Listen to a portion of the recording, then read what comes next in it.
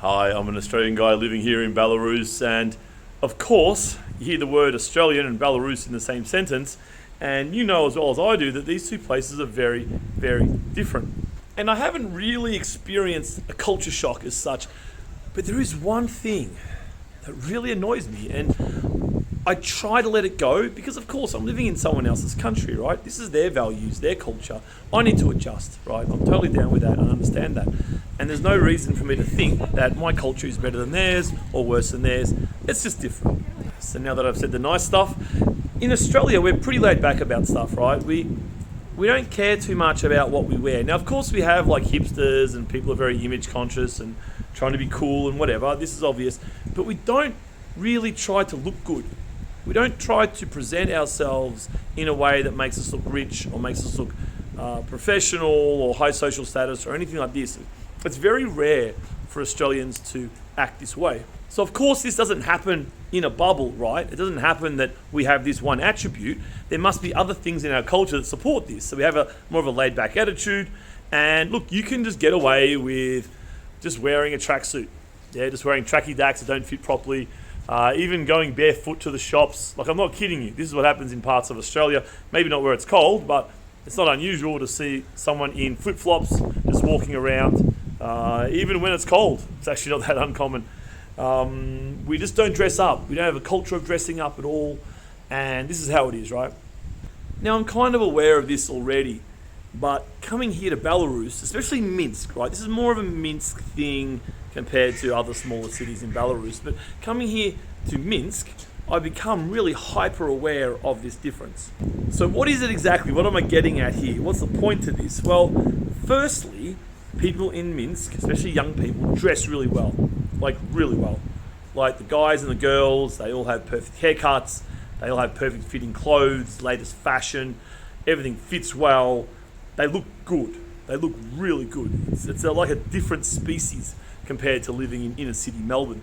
Now, as I say, one little attribute of a culture doesn't sit in a bubble, right? It's connected to other parts of the culture. So what's connected to this for Belarusians? Well, a part of it is this photo culture and image culture. And of course, this is becoming a thing in capital cities around the world, especially with Instagram. And of course, Instagram is very, very big here. A lot of people run their lives out of Instagram. So what annoys me is how people prioritize taking photos of an occasion.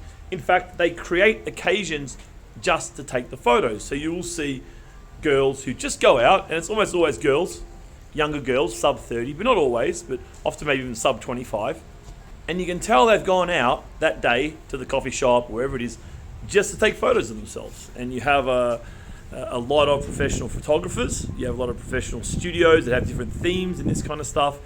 And it's a real priority to get the image. You might see, for example, a guy or a girl like leaning down, holding a camera like this and shooting up, and then the girl walking towards the camera like with some dress on, whatever. This is the middle of the day on the street, looking, seductively like this, right?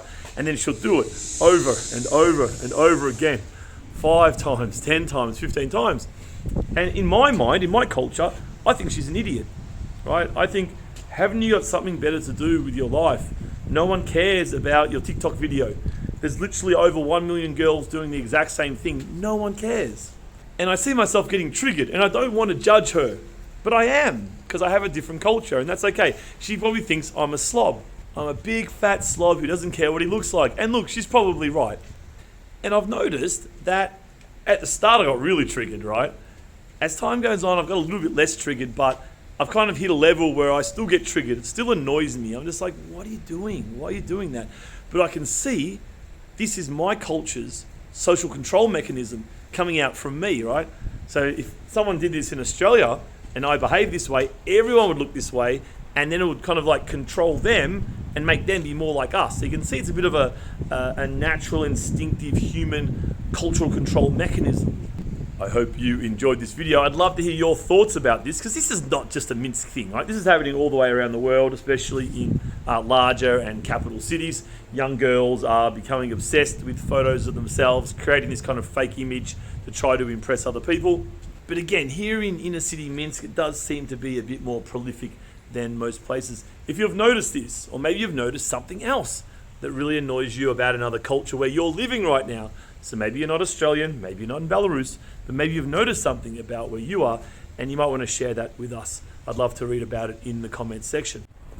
Here's a bit of B-roll footage. So I'll just go for a bit of a walk around, and you can come with me as I walk through the streets of Minsk. I've actually got a buddy here today, another guy from Australia.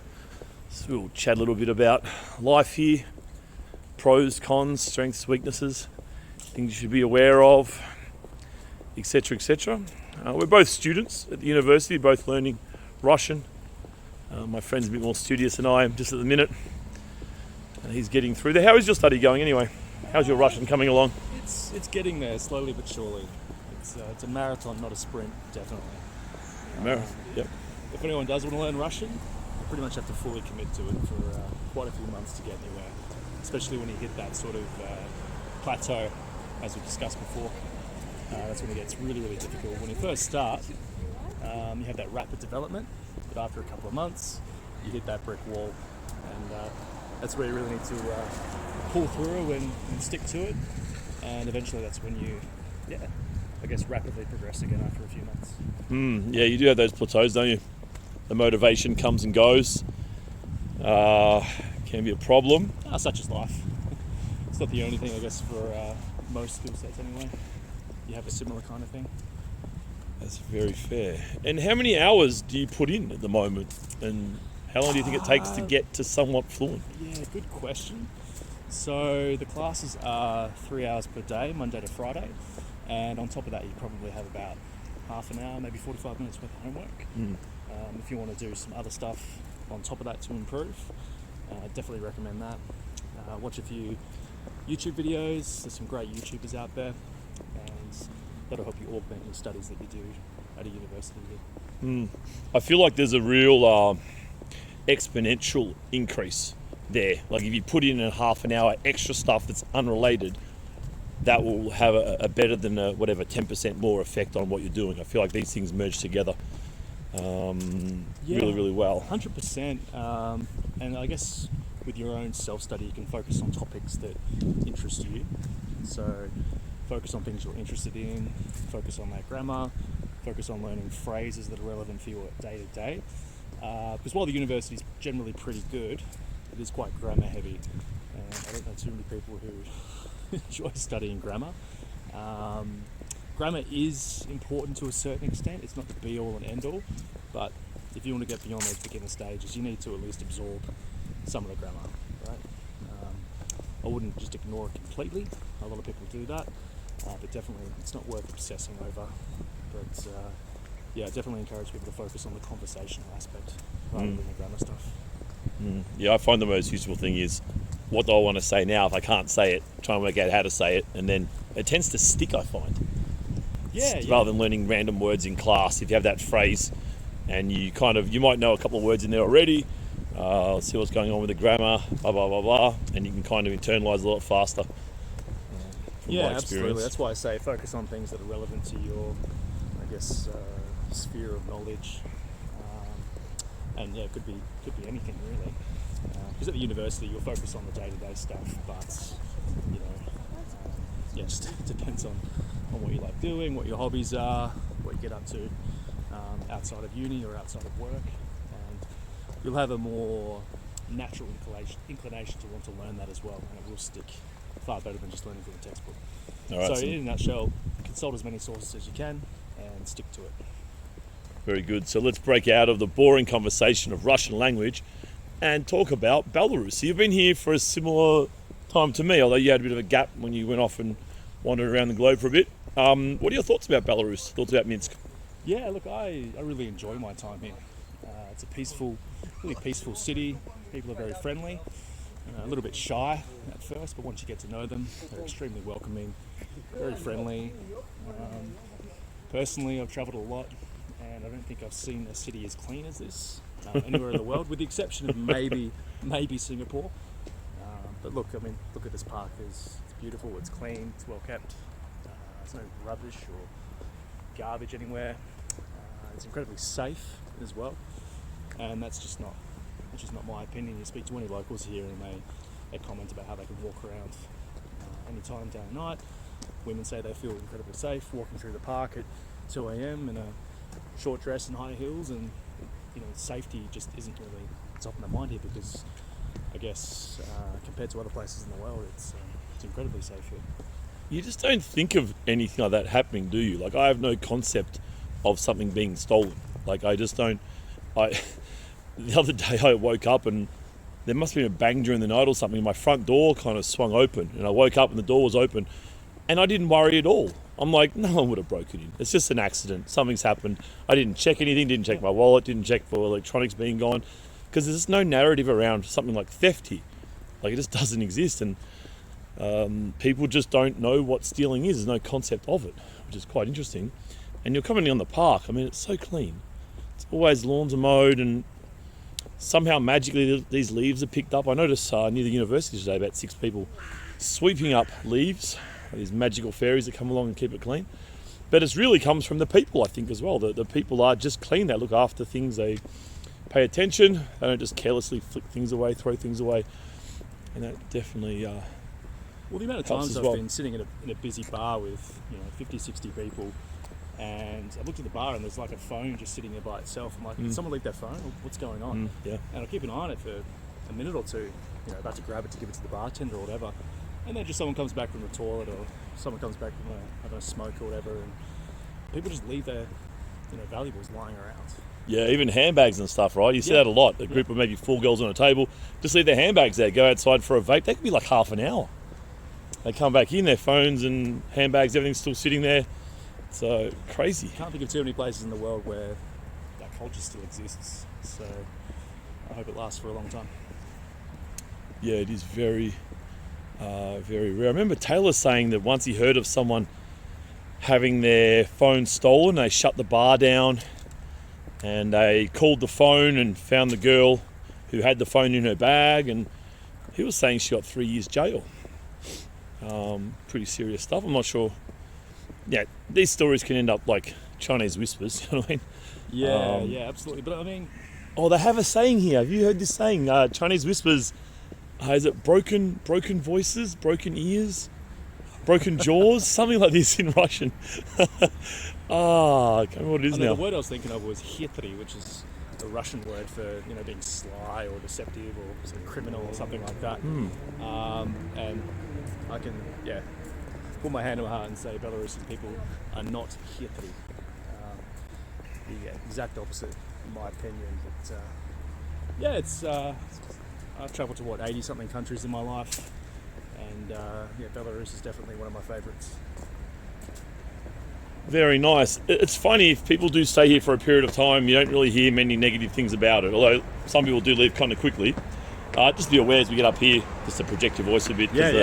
Sounds good. The cars can get a little bit loud. What's I going to say on that topic? We're talking about safety.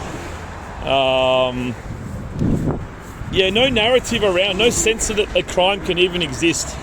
It's really interesting. It's because when you come to Belarus, I think both of us didn't know the country was like this, right? We both had a loose idea that it was kind of like Russia or Ukraine or maybe the Baltics a little bit or even Poland a bit, which it certainly is close to the border. There is a lot of similarities between former Soviet Union countries, and by that chiefly I mean Ukraine, Russia, Belarus, but there's also a lot of differences as well, and I guess you have to spend a lot of time in each country before you can really figure out those nuances. So what similarities do you think that Belarus, Russia, Ukraine, just broadly speaking, do you think that they have? Yeah, I guess... All question without notice? Yeah, you put me on the spot. Well, obviously there's the Russian language, which is the dominant language in these parts. I hope that doesn't get me in trouble for saying that. I might jump in if you like. I just think that kind of a bit of a default negative mindset. I feel like that, although it's changing. The youth are becoming more Americanized, less like that. But I feel like a bonding through complaining thing. It's like they get together. It's like we bond with small talk, they bond with complaining. That's kind of how I see it a little bit. Not trying to paint the whole area the same way, but there's a bit of that around. Well, that's one thing that bothers me about Belarusian people sometimes, is that Whenever I tell them I'm from Australia, it's always the same sort of questions. Why'd you come to Belarus? Oh, yeah. Why would you choose Belarus? You know, why would you leave Australia to come here? And I don't want to say it's a bit of an inferiority complex, but in some ways I don't think they realise how much of a gem this place is compared to other parts of the world. And yet Australia is great in many ways as well. It's just different. So people, yeah, I guess don't really appreciate the environment here as much as they should. But then again, you know, I've travelled a lot. I've got lots of countries to compare this place to, and yeah, this place is certainly up there on my list. I guess the food's quite similar in each of the regions. People are quite welcoming in Ukraine, Russia, and Belarus. And the more you get to, I guess you have to really meet them because on the surface, initially they can seem quite cold. However, as soon as you break through that initial barrier, they're some of the most welcoming people in the world. What are your thoughts? Yeah, agree. Yeah, definitely. Although, to be honest, I think that's very true. I totally agree. But I think around the world, most cultures are the same, really, aren't they? In terms of, like, welcoming. Like, they might be warmer at the start than maybe people in this region. But I think, in general, most countries will be excited and welcome you in as a foreigner, especially from a country like Australia that's well respected and admired. I think, yeah. Well, yeah, I guess our culture, sort of the Anglo culture, is probably more friendly on the surface. But That's people true. here perceive that as being fake, particularly Americans, which I'm not trying to bag Americans, but I mean, yeah, come on guys, you guys are a little bit more superficial on the surface. So maybe I've got something right in regards to that. Again, get myself into trouble. Yeah, we'll step in. Yeah, let's do it. So we're going to a, where's the flag? It's a Serbian place. Can't see the flag. Maybe it's on the inside. Oh yeah, down here. Serbian place. It's pretty much just all meat. So this plate here, that pretty much reflects every meal in the place. So we colloquially refer to it as the Serbian meat orgy. So we'll go in. Здравствуйте. Oh, it's nice and warm in here, I tell you what. Oh, you ordered the thing there?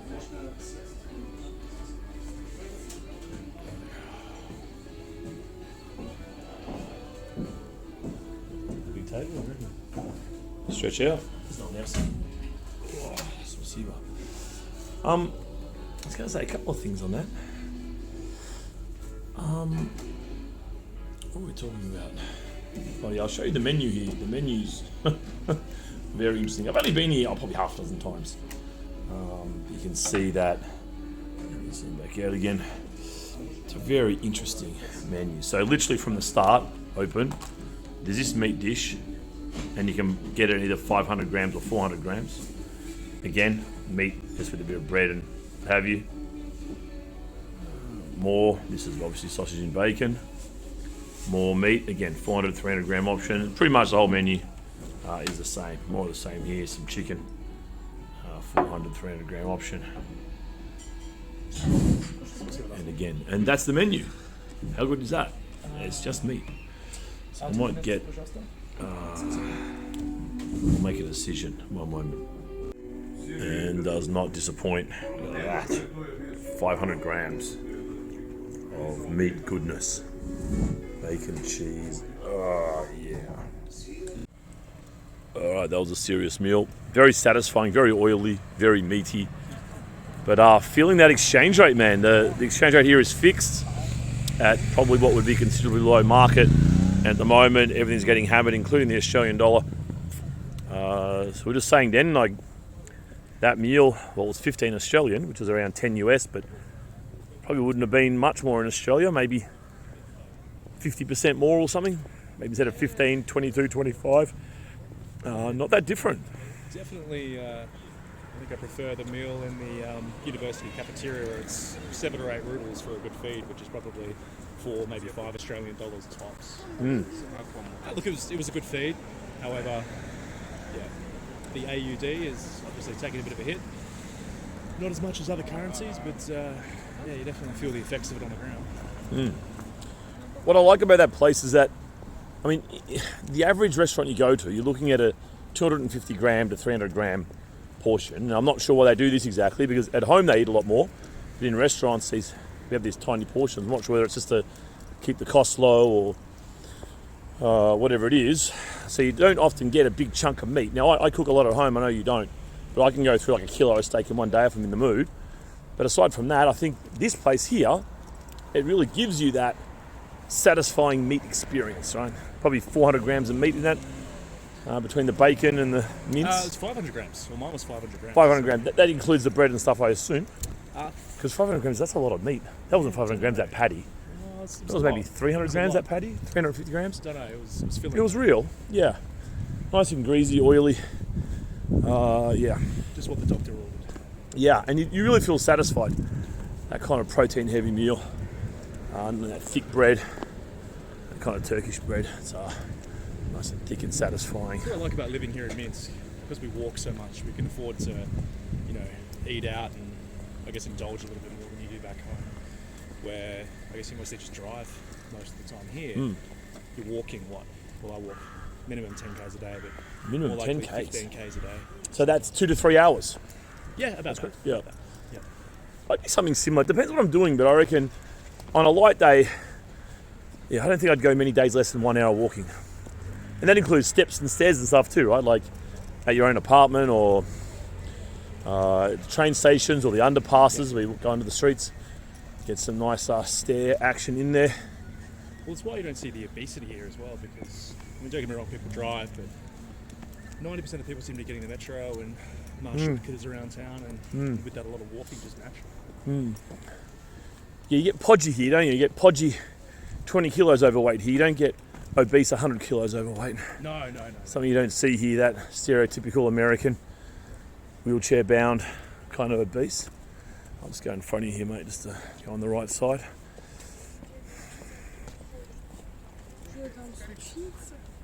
So I am noticing, I do apologise, I am noticing the cameras going in and out of focus, given the distribution of light, the light, heavy light, no light. The camera's having a bit of a spaz out, trying to work out where to focus on. So yeah, we're going for dessert, and Belarus hasn't got a lot in the way of specialist dessert places. Of course, you can just go to a cafe, and there's an abundance of cafes here, which is good. Good nightlife in terms of cafes. They're quite vibrant here. Speaking of which, King Carly's just there on your right, Oh, there you go. and you can get a good meal there for 10 rubles. Is it shut now? $5.50, $6 Australian for a good. Oh, you get the burger. The van burger there is 10, and they have that half price thing every day, 3 to 5. You can get hinkali there for a ruble each, on between 3 and 5, which is 40 cents. So, I mean, 10 hinkalis a meal, right? That's only 10 rubles, $4 US. And then the van burger, as you're saying, that's only, is it 10 or 11 rubles, depending which one you go to. Yeah, it's interesting. Definitely the cheaper places haven't put their prices up as much. You can see the lower end's more price sensitive, whereas the expensive places just went bang and up their prices by 20%. Yeah, well, places around Kamarovsky as well, like one of our favourites, Cafe Saigon, seems to be pretty much the same prices. 10 to 12 rubles, you get a good meal as well. And experience Vietnamese culture in Belarus. That nice all-in brawl we saw a few months ago. Yeah. It's Yeah. always interesting as well, with Russian's our second language, speaking Russian, with other foreigners who don't speak English but can speak Russian. So I think the locals here must... Oh yeah, in terms of the owners and stuff. Yeah, the Vietnamese, we're forced to both speak Russian. Yeah. Our native tongue. So. Yeah. Well, I find, not in Saigon, the other place, the little place that we go to sometimes, which has got the chili plant out the front, Tanya, there's the younger one. Place, yeah. I find that their Russian's pretty good, to be fair. It's a lot better than ours. Yeah, better than ours. I go to a place, you were there with me once in Kamarovka, the baklava place. Remember, and they were all excited to see me because they kind of knew me, and you were like, geez, mate, they're friendly. Yeah. There, we'll take a left here. Yeah. They're Afghani, those two girls, it turns out. Afghans. Yeah. So they're in the same situation as well. We have to talk in kind of this weird, broken English-Russian, but more Russian kind of thing, which was a challenge, given accents and what have you. It definitely helps when you got one person mastering the language, they can kind of manage it, right? Yeah. Like we're speaking English with someone who can't speak English too well, we can kind of manage what's going on and whatever. When you got two people lost, it's a bit more complicated. So they're Afghan as well. They must have a bit of a story behind it. Yeah, I reckon they would. They have I was there near closing time the other day, and they had the whole family out the front, about 8 of them waiting for them. Because there's a lot of Uzbeks, Tajiks that own bakeries there and run little shops and stuff like that. But I guess, yeah, they're pretty much native Russian speakers, but the Afghans not so much. I guess it's some of those, well, Afghans not, but in terms of the Central Asians, maybe they popped in during the Soviet era. Because you see all the Russians and stuff moving there during that time. I wonder if a couple of them popped over during that time, I'm not sure. That's one of the reasons why I'm learning Russian, because I guess Russian's still a lingua franca of much of Central Asia. Uzbekistan, Tajikistan, Kazakhstan, and there's quite a lot of business opportunities there. Yeah, knowing Russian definitely helps. Knowing English is awesome, obviously, but and knowing the local dialect would be more useful, but yeah, time is limited. Yes. Yeah, that was my appeal as well. I even considered Georgian just for the visa, to get into Georgia to help me get out of Australia when I left. But it's like, realistically, there'd be few less useful languages in the world, to be fair. Well, I was in Georgia earlier this year, and I got in a bit of trouble there. Because not everyone speaks English, but they all speak Russian. But I remember ordering a drink from a bartender at a bar in Tbilisi, ordering in Russian. And she got quite emotional and upset, had a go at me. I calmed her down in the end, but she's like, "What, you think we don't speak English here? How dare you speak to me in Russian? Of course I know English." And she goes, "In this bar you speak to us in English." I'm like, "Okay." And then I went back the next night, tried speaking to a different bartender in English, and didn't know anything else. Yeah, she was trying to be political or something. So yeah, unfortunately, that is what it is. But yeah, in Georgia, anyone over the age of 40 generally won't speak much English, but that's good for Russian. Yeah, absolutely. Yeah, knowing a bit of Russian saved my ass in a few countries. Just being able to order stuff and do stuff, like even in Lithuania, a place I went to eat, there was no menu, and the girl that didn't have a word of English, so I just threw up a bit of a Hail Mary, говоришь по-русски? She's like, "Да, конечно." Что хочешь? It's like, oh yes. I was even doing that in Serbia a few months ago, and I know the language is completely different, but I guess there's a number of words they have in common, and I just flicked to Russian if they didn't understand English, and yeah, most of the time it works. So we're just going to this dive. What do you call it? It's not a bar, is it? It's kind of like a... Because we were tossing up where to go for dessert, and this place is really flexible in that you can get all kinds of stuff there. But it's very much a kind of a temporary drinking place. We're not going to drink, but we're just going to get some dessert or something. But it's rough around the edges. It's pretty rough around the edges. Yeah, I've seen a few almost blues there as I've walked past. No doubt locals will know this place, Centralny. Just going to go there and get a dessert or two. It's filled with good characters, though. Yeah, absolutely. Yeah, it's the sort of place you go if you want to practice your Russian, have some fun. It's the kind of place you go. Have a beer, chat with some locals who are keen to interact. Going in there, I haven't been in there yet, but I dare say there'll be some guys sitting there, their leather jackets, drinking beer. Drinking it fast as well. Yeah. 9 times out of 10, that's... Probably at a 90-10 gender ratio of guys, and this time of night, they're probably not too animated yet, but give them another... cheers, mate. A few minutes. It's pretty quiet in here tonight. Very quiet, actually. Maybe wait an hour or so. It's too early. So you can see there. So what this would be for, if you look on the second top shelf of the fridge there, all the juices, that would be for people to mix with their vodka, would be my guess. They set up on the side here. Yeah, it's pretty empty at the moment. No, it's really empty actually, it's crazy. Usually you would get, on a busy night, you would just get this whole thing here filled with people drinking beer, chatting, socialising, having fun, which is good. I think, get a cake from up here, what do you reckon? Yeah. So we got a very typical offer. She's trying to sell us her stuff. A very typical offer here, similar to any cafe you go to. Let's wait for the line to shorten. I'll talk you through what's for sale. Oh, what happened there? That's telling me that something happened with the battery and the gimbal. Let's try that again, see what happens. See if it firms up. Oh, there we go. Alright, hopefully it should be firm. The phone was slightly off centre there. So I can see some serniki, which is a very famous Belarusian dessert. But what I want is the next fridge up, which is the cake. So I'll just chat to you a bit as the queue shortens. So this is kind of an informal kind of place. And I think, yeah, we like it because it's a bit more flexible with stuff. What do you feel like, mate? You gonna grab some cake or? Yeah, I reckon maybe some Medovic. So we got Sereniki there. So this is tvorog, cottage cheese, and buy the smetana there, which is a sour cream for 80 kop. So the exchange rate is 2.5 to $1. So the Sereniki, just for one of them, is 2 rubles. So it's about 70 cents. And smetana, whatever it is, 30 cents, 20 cents. Just some random little things. This is like the lowest cost casual food you'll get anywhere in the centre area here. So being able to grab a little roll there for 3.4 or 4 here is really cheap, actually. Macaroons there for 2 rubles. Can't quite see a bit of glare there from the chandelier. Get the idea of what's behind there. There again, 2 rubles, 17 grams, so about 80 cents for 17 grams. They're pretty light. A lot of air in the macaroons, and here we have all the cakes and stuff here. So I'll probably get. I do tend to buy Medovic. I do like Medovic, but I don't come here very often, so I might try something else here.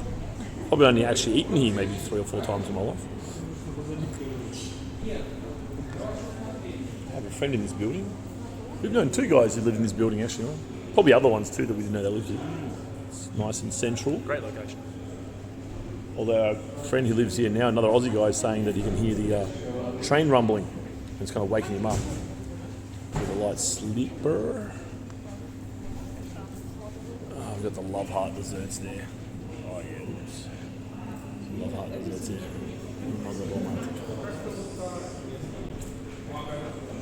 What are you gonna have? Kartoshka there as well. There's no. What do you want? What do you have? I think I might just go with a coffee, to be honest. Oh wow. It's like too rich for me. I'll have 2. So I want some cake as well. That's what I tend to get, the Medovic there. A honey cake. It's also some kartoshka down the bottom there. It looks like kartoshka. Kind of normal standard cakes. Belarus is famous for a few things in terms of food. One of them is cakes. One of them is dairy. Another is sausages. They export a lot of sausages. They're quite well known for their sausages. I don't know. This is kartoshka. Yeah. Some looks pretty good as well.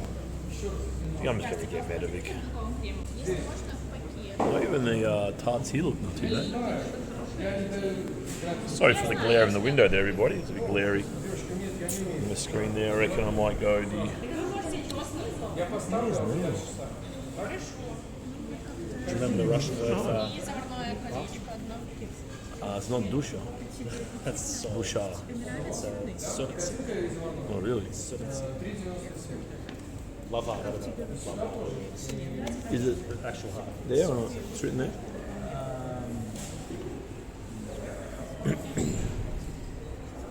You're going to need coffee, are you? Yeah. You've had one from here before or not? Yeah, it's good. It's alright? Yeah. I know what I want. I'm having a rather indecisive moment. I don't even mind these kind of cakes here. It's always a safe bet. Yeah, Medovic's pretty safe, isn't it? Around the world of Belarusian desserts. Actually, I might just get this one. This looks kind of nice.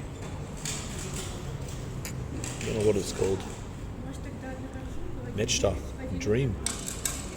Пирожные мечта. Здравствуйте. Можно, пожалуйста, один это? Спасибо, да. Все? Все. 3,50. Можно на карту? Ждите. О.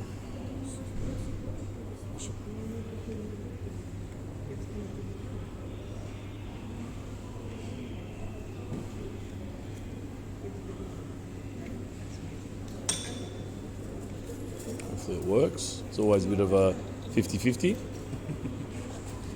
Это ладно? Недоступно. No. Да. That one didn't work, so the bank here is obviously sanctioned. Какой вы говорите, да? Да. Я, да, спасибо. 3,50. 3. Да. Отлично. Yep, спасибо.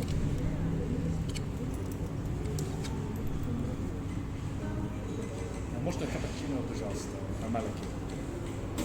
So we might. Happy to stand here, mate, or? Prop up here. Sorry about that, juggling a few things at once. Yeah, card didn't work. See all these little things to hold the coats here, which in Australia we don't have, but you know, in other obviously cold climates, it's kind of normal. So I'll get stuck in a little bit of cake. Oh, be a gentleman and wait for my buddy to get his cappuccino. It's got a nice little cake, and I'm justifying it because I'm filming for about 4 hours a day at the moment. Probably walking for 2.5 of those, and talking actually burns a lot of calories, a lot of energy. So anyway, there's a really prolonged session for you guys today. Hope you enjoyed it. If you liked it, click the like button because it does help me a lot. It also tells me what you guys like. If you're subscribed, thank you. If you are not subscribed, I don't know what your excuse is. There's a big red button right in front of you. Feel free to press it right now.